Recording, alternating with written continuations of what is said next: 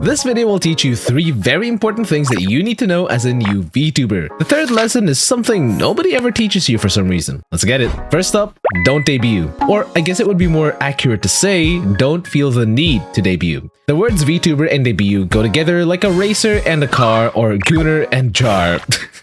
Which makes sense considering the fact that all the big VTubers do it. The Hololives, the Nijisanjis, and even some big indies. But that's also the exact reason why you shouldn't debut as a VTuber. For everything to make sense, let me put things into perspective first. Debuts typically take a lot of time, a lot of resources, and a lot of money. The reality that every new VTuber needs to accept is that a big, fancy, expensive debut will never guarantee you success as a VTuber. If anything, it might even do the opposite. For big corporate VTubers like Hololivers, it's the agency who pays for the debut, not the individual. Or at the very least, pays for the important parts of the debut, which also tend to be the most expensive, like models, lore videos, and other essential assets like backgrounds and stream alerts. Naturally, the average person does not have the financial capital that a corporation does. So for those thinking of mimicking an agency VTuber, just stop, maybe. I'm sorry to break it to you, but you're not an agency VTuber.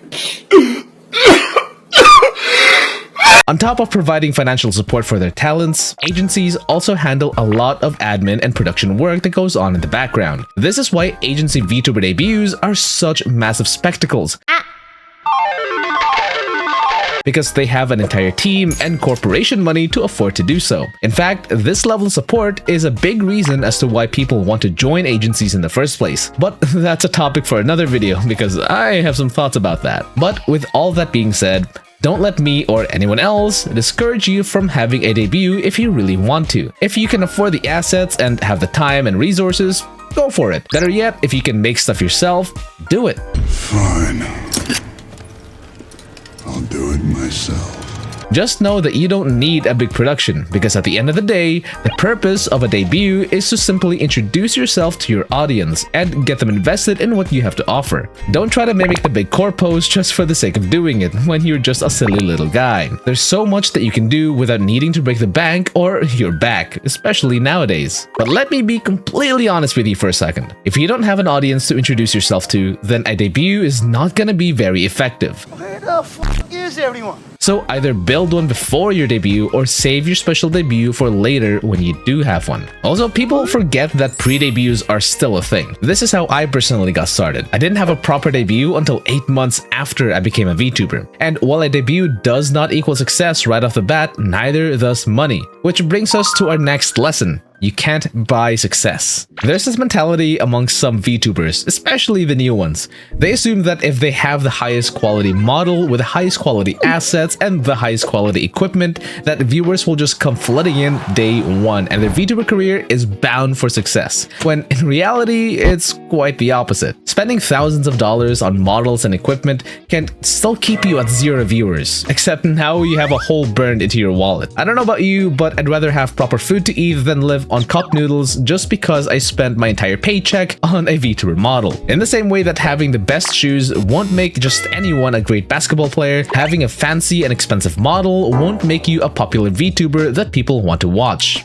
At least, not right away. Money won't solve the problem. It's just a band-aid that'll peel off and run out. Solving the problem means treating the root cause, which is ultimately you. Think of it this way. A nice model can potentially multiply your success tenfold, but 10 multiplied by 0 is still 0. In the words of Blue Lock's Jinpachi Ego, you first have to turn that 0 into 1. Being a VTuber, streamer, and content creator is a skill like any other. And to improve at any skill, you have to practice, study, and put the hours in, right? It's about power. We stay hungry, we devour. So let me lend you a helping hand. Here's a few things that you can do to start. Practice yapping. Keep talking to stream and leave as little dead air as possible. Respond to chat as much as you can. This is how you build a community. Get a presence outside of Twitch. Make clips, post tweets, make videos.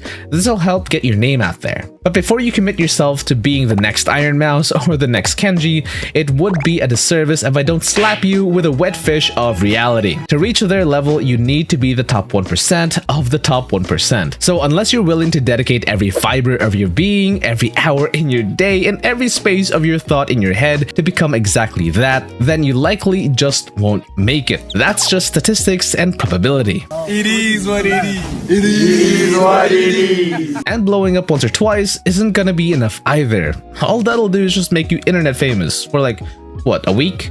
If even that. If you don't give people a reason to care past the content that made you blow up, then people will just forget about you and you'll disappear into the shadows of obscurity. But the thing is, you don't need to reach that level to be considered successful. If you want to make this your full-time job and earn a living off it, then that's still in the realm of possibility, without needing to become the top 1% of the top 1%. Is it gonna be hard? Yeah, it's still gonna be really hard. But you can just stop worrying about it so much. Stop getting into VTubing thinking you're gonna be the next viral sensation and become a millionaire. I'm sorry to break it to you, but you're just not gonna become that. So I want you to shift that mindset into something more like this. Be a VTuber because it's fun and because it brings you fulfillment.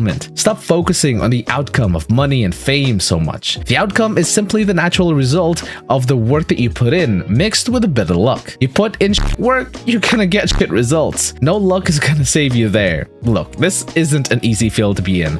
You're gonna be tested in ways you never even thought about. So be prepared and most importantly, have fun doing it. With 2 lessons out of the way, let me give you one last practical lesson that for some reason nobody really teaches you about as a VTuber, and that is how to properly request commissions. But before I get into it, leave a like and subscribe if you find this video useful so far. And don't forget to drop by my streams. I'm currently streaming every single day this month, 8 PM GMT +1. Now, back to the final session. Artists and their artworks are the backbone of the VTuber community. Without them, we wouldn't be where we are now. Unless you're skilled enough to draw, rig, design, and do everything else, then you would likely need to commission someone else to do it for you. This isn't just limited to art, by the way. This could be music, this could be video editing, or even coding. So with how integrated commissioning is for VTubing, a new VTuber should learn how to go about it properly. And I don't mean where or who to commission. There's already plenty of information about that, but more so how to commission. Here are 3 important tips that once you learn them will not only result in better commissions for you, but the artists working with you will also thank you. Number 1, respect the artist and yourself. Respecting the artist means paying on time, reading and abiding by their terms of service, and communicating professionally. So if you're short on money, don't commission. If you disagree with their terms of service, don't commission. They've set this up to protect themselves and to respect your time. And professional communication means giving constructive feedback, being clear about what you want and need, and not leaving them unread. I've seen this on both sides, by the way. Please stop leaving your clients or artists unread. Secondly, to respect yourself simply means to not be afraid to voice your own thoughts. If someone sends you a work in progress that you don't vibe with, then tell them that. Because at the end of the day, you are the one paying for the commission. I know you might want to avoid confrontation, but there's no point in saying, yes, that's fine, to everything when you're not actually fine with it. You'll just end up with something you're not happy with and never gonna use. That's a bit counterintuitive, no? Think of it this way. The artist is doing their best to achieve what you ask them to. So what's wrong with giving them a helping hand to better understand what you want out of their skills? Nobody can read minds, but we can communicate our thoughts and feelings. If you want an example, here's how I usually go about giving feedback in a professional manner. First, I mention what I like. This is great. I love X because of this. Then I mention what I don't like. But I feel that Y could be a bit more like this and this. Then I close it off with something else that I like. However, Z is very well done. This is the sandwich method. The feedback is sandwiched between praise as to not make it too overwhelming, but make sure this praise is actually truthful and authentic. It isn't there just to stroke their ego. It's there to show the artist what you like so that they can keep on doing it. And the feedback in the middle shows what you don't like so they know what to avoid, and most importantly, how to fix it. If you don't know how to fix it, that's fine. At least describe why you don't like it so that the artist can work with you on a potential solution. And make sure you try to do this early too, not when the artist is already rendering. Number 2.